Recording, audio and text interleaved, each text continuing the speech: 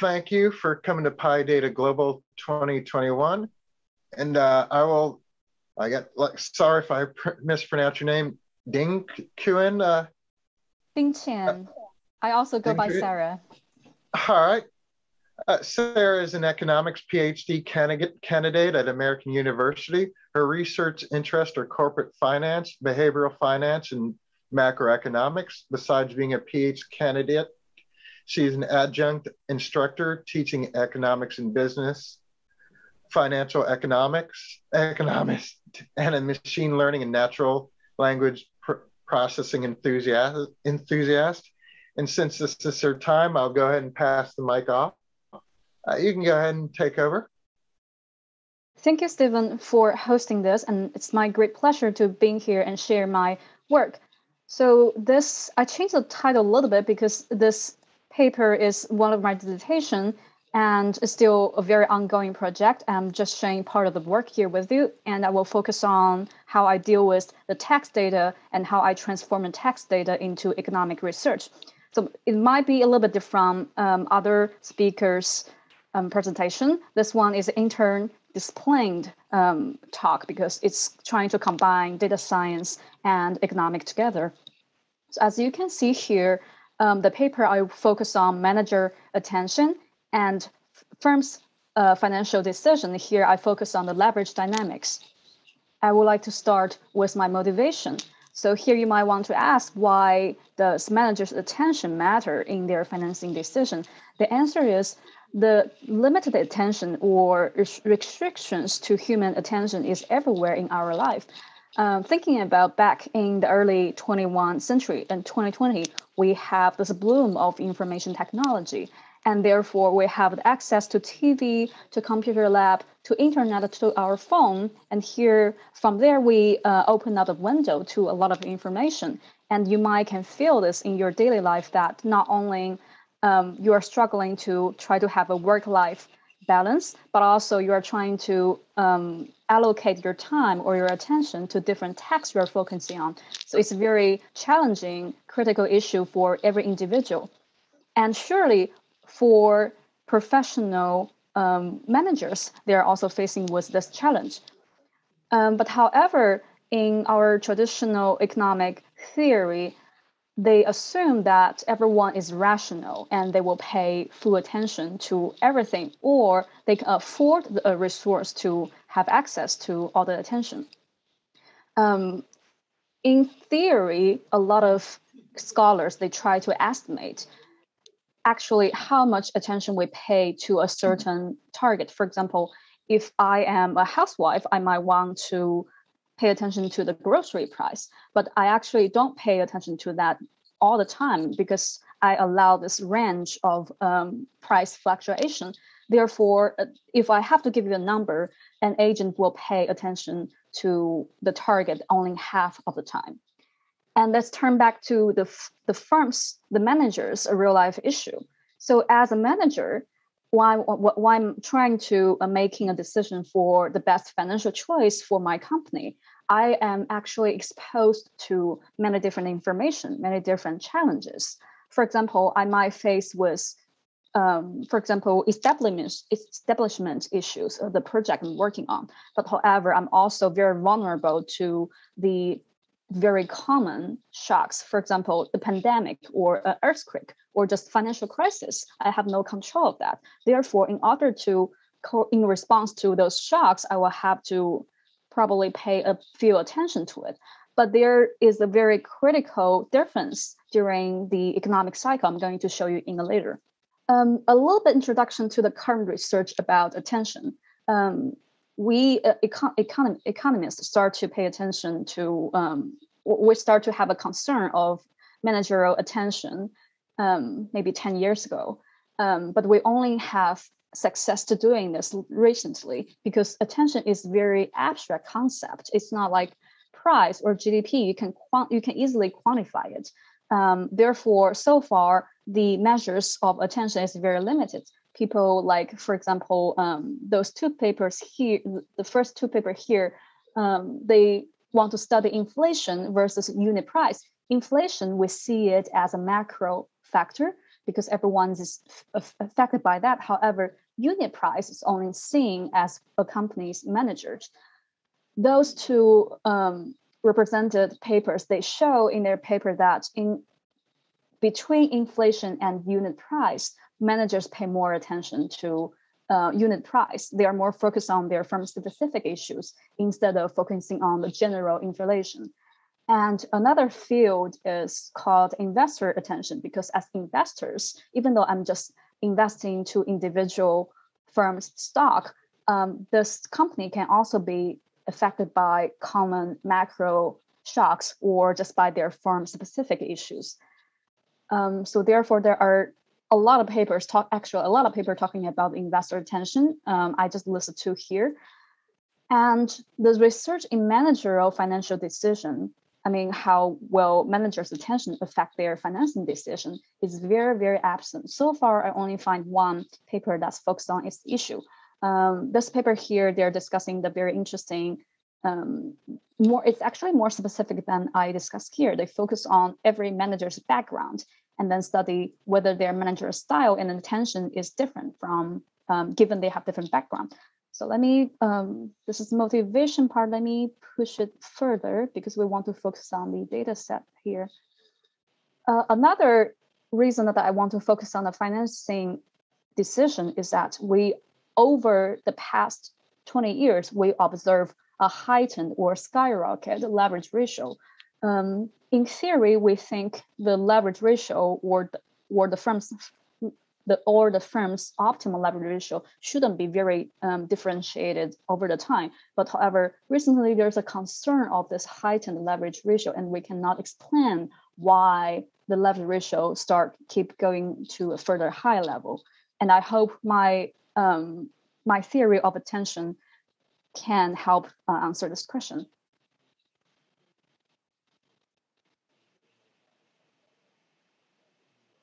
I will skip this part to being faster with my data part. So what I do in this paper is, firstly, I generate a very novel measurement of managerial attention. I look at managerial attention from two perspectives. The first one is attention capacity. The attention capacity is defined as units of information paying to the target. So here I look at the individual manager's attention, and their attention capacity equals to two parts I will introduce later. And using the text data it's really opened a new window to the measurement of attention, because traditionally they use either survey data or they just look at the professional forecasters, whether they will adjust their forecasting.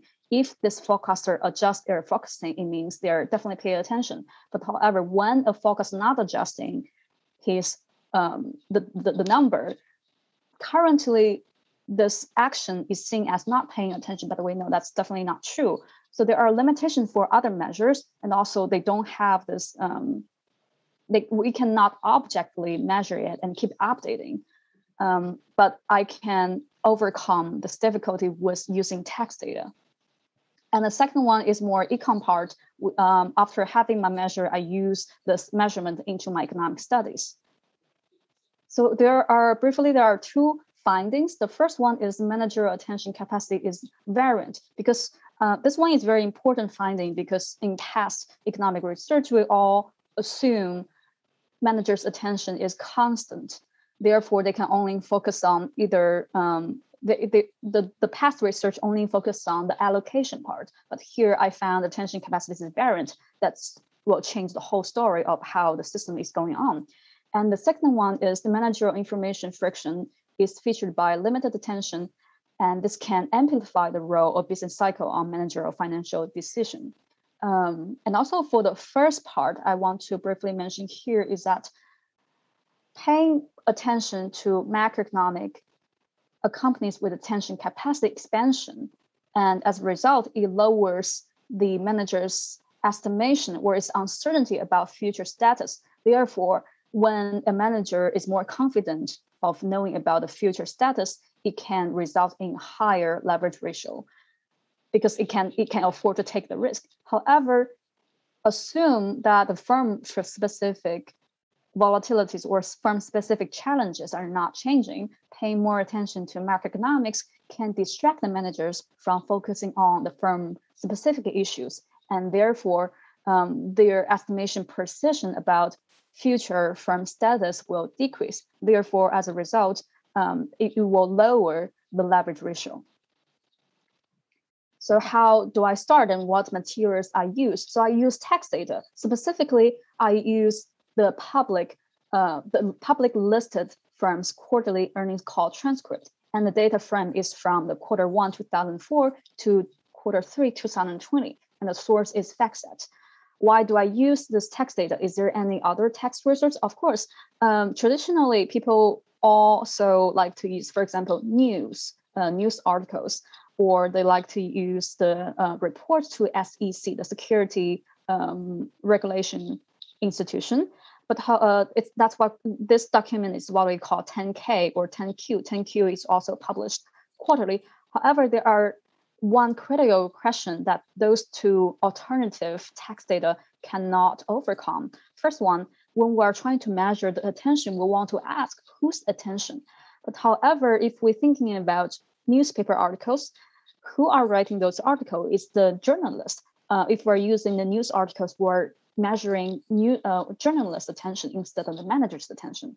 And thinking about the 10Q, 10K reported to the regulator, those are basically written by, firstly, they're written by probably lawyers. And secondly, if I have did research and look into every quarter's the 10Q documents for example, Apple, actually it doesn't change much over maybe 2 years or 3 years. So it's not very informative to reflect what the managers are really thinking. Comparatively, this earnings call transcript is based on the quarterly earnings call. Under the regulation, all the public list companies, they will need to have or host this conference every quarter to exchange their perspective about their company or the perspective of the future economic status with the investors. And what's more, during this conference call, some of the institutional investors, they can be invited to ask questions. They join the Q&A session. Therefore, the managers are sort of forced to exchange the real idea of what they're thinking. And if you have a chance to look at some earnings call transcript, you can see that the parties from the firm or the managers from the firm who join into those conferences, they are the C-suite managers, the CEO, CFO, as I highlighted with the red line here. And from here, you can see what they cover in this transcript. They are very forward-looking, and they study, for example, the revenues, gross margin, operation expenses, and capital allocation. And more importantly, this one is from Apple, 2021 Q2 transcript, and you can see it's still talking about COVID-19. So there are two things when we select the text data. First one, for my study, first one, whose attention, and second one, what they are focusing on, what they are talking to. And clearly here, the example I have here simply reflect what they are talking to. They are really focused on the financing issues, and they also reflect their perspective towards both firm-specific and macroeconomic focused events. So therefore, this is the proof that this is a very nice text resources for us or for me to generate my attention measurement. And how do I do it? Well, the approach that I had is not anything too innovative, or it's not anything that's super complicated. I use a very traditional natural language processing technique, which is called term frequency, inverted document frequency. Hereafter, I will use the term TF-IDF to refer to this method. So the way that this measurement used is very simple. Firstly, for a given article, in my case, a given earnings call transcripts document, it counts every word's frequency. And the second, we want to give every word a weight, which is how important it's reflected among all of our earnings call transcripts. And this method is not anything new. It's been a fundamental part for natural language processing for a long while. And also it's being widely used in economic research. And as usual, when we want to deal with text data, not every text, they are the same. We know when we say things or when we write things, aside from using very informative words, for example, macro, firm, revenues, price margins, we can also use words like and, of, or, however. Those words that I just said, the second part, they are not very informative. So therefore, we call it stop words. When we are doing the text analysis, we want to get rid of those not very informative words. So therefore, when I have my earnings call transcript, the first step is to split the whole article into each individual words. And after that, I toss all of the not very informative words, or, and, however, things like that. And another thing is, for a simple words who share a same root, for example, finance or financing, financial, they all share the same root, FINANC. If I treat them differently, that might underestimate the frequency of the same idea. Therefore, we use the technique word stemming to filter out, to treat every word. Therefore, I will end up having the same words with the same root. So that's the first step, which I noted as the omega here. The omega represents for each term, and specifically the terms that I after the stem or get rid of the stop words. And the second one, for each individual earnings call transcript documents, it consists of a vector of omega. And F here, I noted for firm F, that's for each individual firm at a quarter T, because I have, for each individual firm, I have the earnings call transcript for each quarter for a very long time. And I use the lower letter D, F, T to refer to each individual earnings call transcript document. And I use the capital D as a set of all earnings call transcript documents. And this is how I calculate my TF and IDF. For example, TF, which consists of my omega D and my document lower letter D, it's basically very simple counting and calculation. On the numerator, I have the count of the words or a specific words, for example, finance or FINANC on the numerator, and on the denominator, I just count the total number of terms in that document D. And for the here, this DF, WD, maybe I need a pen here. For this one, that's the measurement to give every term a weight. In order to calculate this DF, I have the N omega capital D here. And this one refers to the number of document D that contains the term W in the document set, capital D. And IDF is just take a log of the inverted DF. So the log, we know, is just a scale for the purpose of scaling. And 1 over DF will give the weight of the term omega. And TF-IDF is simply just use TF times this IDF. So the calculation is very straightforward and very simple, and anyone can follow this method. To make it more straightforward to you, I show you a table here to represent how do I really calculate it. So the step of using this TF-IDF is that in order to give every term a weight, I want to figure out what terms are related to macro issues and what terms are related to the firm-specific issues. So, but to look into the detail how I calculate that, for example, we have the term GDP in the earnings call transcript, and I count the term frequency for the GDP. And also here in my example, I also have other 3 words. First one is the monetary, second one is the use, and third one, the handicraft. And you can basically tell that for our knowledge, GDP and monetary, they are related to macro issues. And use is a very common word. We use it all the time. And handicraft is just very uncommon word that we barely see in our writing. So here, by looking at the term frequency, we can see that GDP are mentioned many, many times and come after that monetary and the use. And TF, remember, we just use the term frequency over the total number of words in this document. So that is to say, all the GDP monetary use in handicraft, they are going to use the same denominator because they are in the same documents. So after doing that process, TF, we have a number like this. So you can see this number is very correlated with the raw term frequency. And after that, we calculate document frequency, which means here GDP has this number. It's a relatively big number, which means that the term GDP appears in 11,952 earnings call transcript. And that's relatively a big number. To calculate IDF, we do 1 over this number and then take a log. And that's how we have the IDF.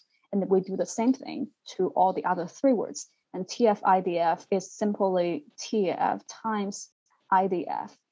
And you can see some interesting scales is happening here. TF is counting the frequency. IDF is giving a weight, and TF-IDF is counted the weighted TF, the weighted term frequency. And you can see that in order to have a high TF-IDF, we want to have a high TF and also a high IDF.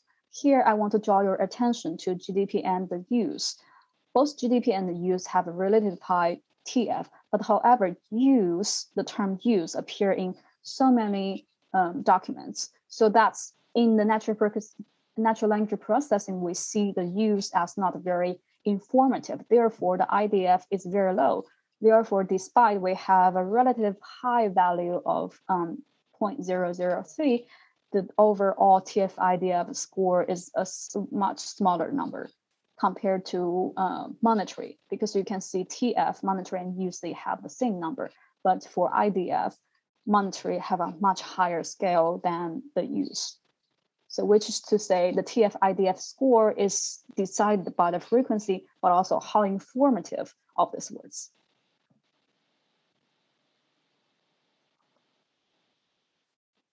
So overall, here is my step of choosing my terms and giving them evaluation of TF-IDF score. The first one is, oh, sorry, excuse me, I forgot to mention my textbook. In order to find the terms that's related to macroeconomics or related to firm-specific issues, I want to have some baseline, or I want to have a dictionary to find them out. The way I use is to use the textbooks. If you're interested, I use two different macroeconomic textbook and 3 corporate finance. I will hopefully those 2 textbook can help me figure out what's the macro-related terms, and those 3 corporate finance will help me figure out what are the important firm-specific issues. After finding those terms, I order them with their TF-IDF score. So the higher the score, it will mean this term is more related to, for example, macroeconomic issue. And every term will have a score, but they're not very useful to me. I want to choose the one that reflect the most about macroeconomics, or the ones reflect the most about firm-specific issues. Therefore, I choose the top 200 terms with the highest TF-IDF values from the result of each textbook. And I find intersection of all textbook, because remember, I use 2 different macro ones and 3 different corporate finance ones.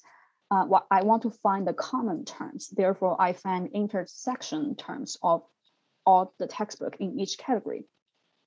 And however, sometimes we might see in the macro terms that I selected by the text, by human judgment, it's obviously related to firm-specific issues. So I just simply drop them out. And sometimes I will, just by simply checking with computer or simply by eye browsing, I can find there are common words in both macro and firm terms. Obviously, my assumption here is that firm pay the managerial attention to macro and to the firm-specific issues, they are totally separate. They are exclusive. Therefore, I choose to drop the common words in both macro and firm-specific term sets. And it will give me two sets of terms. I will show you in the next slide. So I will end up having those two category of words. For example, GDP, monetary, deficit, economy, labor, Phillips curves, exports. They are clearly all related to macroeconomics, and they're not related to firm-specific issues. And to the firm side, bound, firm, dividend, or discount, creditor, they are related to firm-specific financing issues. So I'm relatively satisfied with what I find here. And after that, I will use this TF-IDF to generate my attention measurement. So I have two baseline attention measurement here. I call it attention to macroeconomics and attention to firm. In order to calculating attention to macroeconomics, it's very simple. Recall that I have a bag of terms, this many terms, and each individual of the term, I have a TF-IDF score for them. To calculate attention to macroeconomics, I just simply sum up the TF-IDF scores of those terms, and then I have the number of the terms. I put them over the number of the term macro. Therefore, I just thinking about it as a very simple math calculation. You just take average among all those terms, and you have the measure of attention to macroeconomics for each individual firm I and for each quarter T. And I can do the same thing to measure attention to firms using the same method. To generate, but those are not the key variables of my research. My research is focusing on attention capacity and attention allocation, because that will be whatever the managers will focus on when they are doing the financial decisions. So in order to calculate attention capacity, I simply just sum up the attention to macroeconomics and attention to firms. The reason that it can be easily summed up is because TF-IDF itself reflects the unit of every unit of information. So both of them are measured, the information, they have the same units. That's, I can simply sum them up. And for attention allocation, I want to focus on macroeconomics. Therefore, that's why I use a macroeconomic attention over attention capacity. So just before I show you the results of my attention measurement, I want to briefly remind us to thinking about what does attention capacity mean. We say we have limited attention because everyone only have 24 hours per day. And for human brain, we're not like the computers. We can multitasking. Actually, we cannot multitasking. We only have one processor. And the third one is limited capacity for information processing. So sometimes we spend the same amount of time on something, but where our efficiency will vary across the time. Therefore, before looking at data, I will have the assumption that attention capacity should be variant across the time.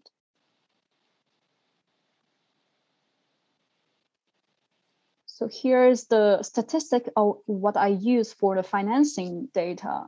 I will simply jump here, but what I want to emphasize is that I finally end up having a huge number of documents, and for 3,481 firms, which can provide me with enough observations to do my analysis.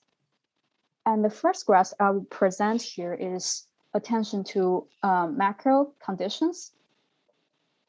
Sorry. This one is attention to macro conditions, which measures the aggregate level across this 3,000 firms of their attention to macro conditions. And you can see there is what we call counter-cyclical pattern, which means, firstly, during the 2008, the financial crisis, the attention to macroeconomics heightened. And after this crisis, it comes down. But however, from the end of 2019 to 2020, we know we have a COVID hit. And here we see the attention to macroeconomics heightened during this period. And attention to firm condition doesn't change that much. Actually, we see a slight decrease here. Eventually, I have my measurement of attention capacity, which have the unit of each information times 100, because the scale is too small. It's hard to present here.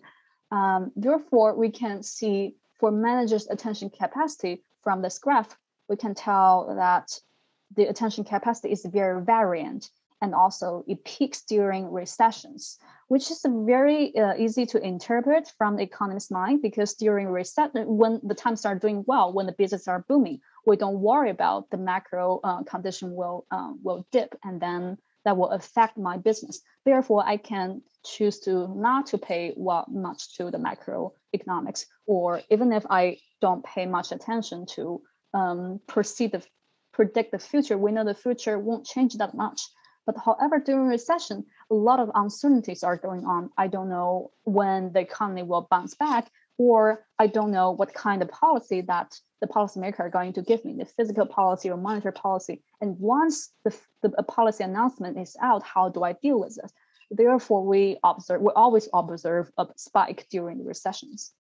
And attention allocation is a little bit interesting. It says something about during the last financial crisis, something fundamental is changing, which you can see from the second graph, that attention allocation to macroeconomics have a slight moving up over the years. The change happens from the 2008 financial crisis, and it never comes down after that. What I really want to add is this is ongoing research. I know here I only cover a slight area in this research, but what's more interesting is that the managers, like I only categorize them into macro versus firm specific. However, within each macro or firm specific, it can be having other subcategory questions. For example, inflation or unemployment rate, or for the firm specific, it can be the establishment related or the financial related. Those are not captured here. Those can be very ongoing research. And what's important, what can the managers using this information to adjust for a better performance for the company? So that's all. Thank you. Thank you very much for coming to PyData. I definitely enjoyed it. There's a lot to unravel, and I'd like to thank you and everyone else, and wish you a good day in the rest of the conference. Thank you, everyone, for joining us.